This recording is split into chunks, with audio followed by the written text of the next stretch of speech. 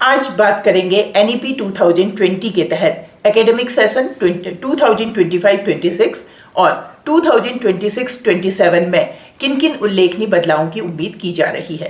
किए जा रहे बदलावों के अपेक्षित परिणाम मिले, इसके लिए पेरेंट्स को भी इस दिशा में अपना दृष्टिकोण बदलने की जरूरत है। हम एजुकेशन पॉलिसी में होने वाले महत्वपूर्ण बदलावों के बारे में बात तो करेंगे ही, साथ ही पेरेंट्स का क्या रोल होना चाहिए इस बात पर भी चर्चा होगी। CBSE ने 2025-26 के लिए ग्रेड 9, 10th, 11th, 12th का सिलेबस जारी कर दिया है।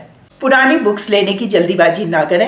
असेसमेंट प्रोसेस में उल्लेखनीय बदलाव किए जा रहे हैं, जिसके तहत टेक्स्ट बुक में कॉम्पिटेंसी बेस्ड क्वेश्चंस को वेटेज दिया जाना सुनिश्चित किया गया है। पेरेंट्स को एडवाइस है कि बच्चे को जज ना करें कि उसने कितनी देर पढ़ाई की और उसने कितना याद किया, क्योंकि अब इससे फर्क नहीं पड़ने वाला। बच्चे को कंसेप्ट समझ आया या नहीं, यह जानना जरूरी है। कंसेप्ट समझने के बाद बच्चा क्वेश्चन पढ़कर आंसर खुद ब खुद करेगा और अब उसे आंसर रटने की जरूरत नहीं पड़ेगी। रादर वो अब उस कंसेप्ट पर बेस्ड अलग अलग तरीके से पूछे गए क्वेश्चंस के मुताबिक आंसर अपने आप करता जाएगा। बस आपका काम उसको सही गाइडेंस देना है। क्लास 10th बोर्ड एग्जामिनेशन को लेकर 2 बड़े बदलाव करने का फैसला लिया जा रहा है, जिसके जल्दी ही पब्लिक डोमेन में रिलीज होने की उम्मीद है। नंबर 1, कंपार्टमेंट एग्जाम पॉलिसी को एबॉलिश करने की बात रखी गई है।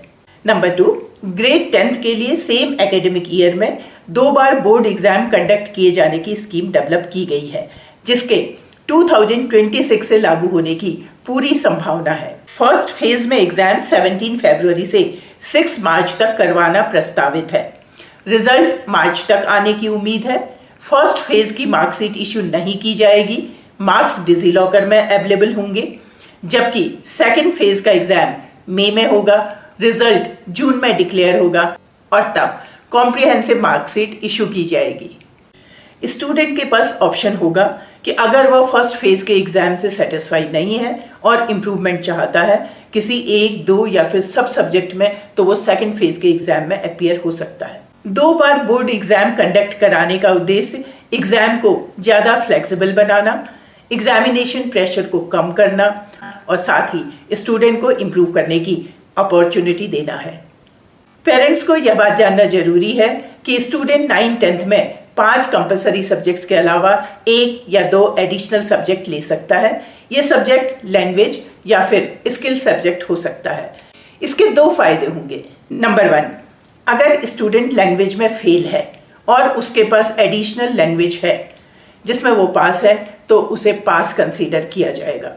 सेम वे, अगर स्टूडेंट मैथ्स, साइंस या सोशल साइंस में से किसी एक सब्जेक्ट में फेल है और उसके पास स्किल सब्जेक्ट है जिसमें वो पास है, तो स्किल सब्जेक्ट उस सब्जेक्ट को रिप्लेस करेगा और रिजल्ट पास माना जाएगा। नंबर 2, एडिशनल सब्जेक्ट लेने वाले बच्चों की परसेंट कैलकुलेशन करते समय बेस्ट 5 सब्जेक्ट कंसीडर किए जाएंगे। पेरेंट्स के लिए ध्यान देने की बात है कि नेशनल स्किल क्वालिफिकेशन फ्रेमवर्क के अंतर्गत ग्रेड 10th के लिए CBSE ने retailing, marketing and finance, banking, artificial intelligence, information technology, health and beauty tips, multimedia और फैशन डिजाइन जैसे 22 स्किल सब्जेक्ट्स की लिस्ट जारी की है, जो कि CBSE की वेबसाइट पर डाउनलोड के लिए अवेलेबल है। स्किल सब्जेक्ट स्कोरिंग होता है। इससे स्टूडेंट की अपने फील्ड ऑफ इंटरेस्ट के सब्जेक्ट में एक्सपर्टीज होगी, उसे अपना टैलेंट एग्जिबिट करने का मौका मिलेगा, जिससे उसका कॉन्फिडेंस बढ़ेगा। वो इस फील्ड में अपने आगे की पढ़ाई कंटिन्यू कर सकता है और साथ ही रोजगार के बेहतर अवसर भी मिलेंगे। दरअसल NEP का उद्देश्य स्टूडेंट को व्यावसायिक प्रशिक्षण का एक्सपोजर देना है।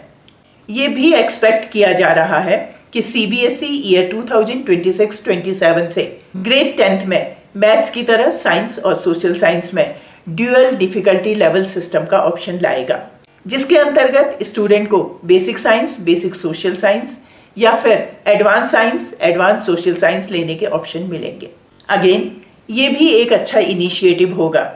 वो स्टूडेंट जो इलेक्टिव सब्जेक्ट में अपने करियर परस्यू करना चाहते हैं, वही एडवांस कोर्स चूज करेंगे। इससे स्टूडेंट पर अननेसेसरी प्रेशर भी नहीं होगा और वो इस समय को अदर एक्टिविटी के लिए इंगेज कर सकता है। साथ ही पेरेंट्स से गुजारिश है कि वो इसके लिए बच्चे पर अनड्यू प्रेशर ना डालें। वो पेरेंट्स जिन्होंने अपने बच्चों को डमी स्कूल में एनरोल करवाया है वो सीबीएसई बोर्ड एग्जाम नहीं दे सकते हैं। लास्ट ईयर सीबीएसई ने 300 से ज़्यादा ऐसे स्कूलों पर एक्शन लिया था।